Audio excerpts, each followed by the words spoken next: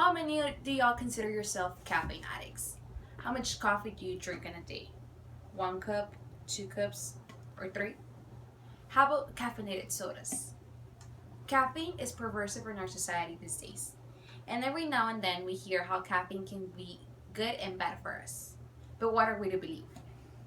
I drink a lot of coffee, so I was wondering how this might affect my health, which inspired me to do some research on the subject, and therefore is something that I would like you guys to know about.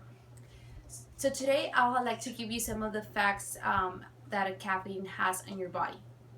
I may not cause you to change your caffeine consumption, but at least you'll be better informed on what you're putting into your body. I'm going also to talk about the beneficial effects and the negative effects of caffeine, and also what are the safe levels of caffeine consumption. Now let's start with the good news. Caffeine, which comes from the leaves, seeds, and plants of 63 different plants, is considered as a stimulant. That's why people drink it. Caffeine does help you to stay awake and be more alert.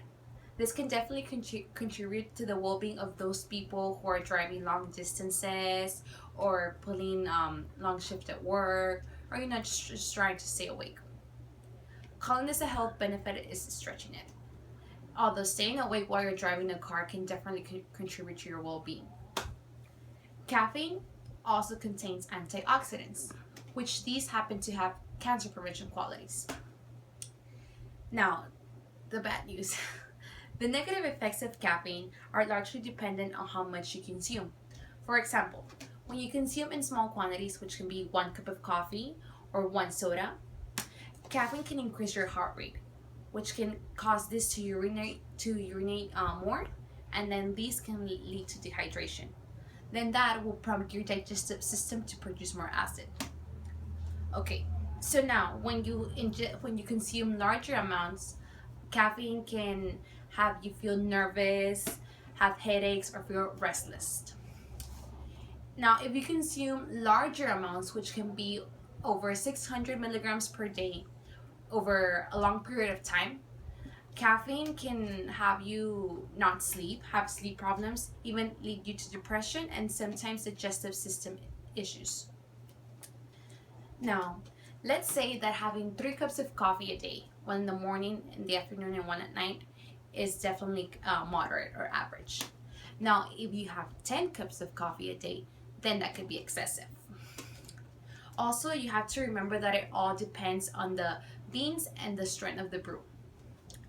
Now, most sodas contain about 35 milligrams per 8 ounces, which this means that you don't have to worry too much about it. It's not that bad. Now, when you consume like 2-liter bottles per day or several per day, then that you might be at risk. Also, the effect on caffeine on you personally has to contribute to several factors, which can be about your weight, your mood, and personally, your sensitivity to caffeine. As you can see, caffeine has its both negative and positive effects on the health on either yours or someone else's. But caffeine is not that bad, only if you consume it like several times a day in larger amounts. So next time, if you're deciding whether you should have that extra cup of coffee or not, relax, because now you know what are the safe levels of caffeine consumption.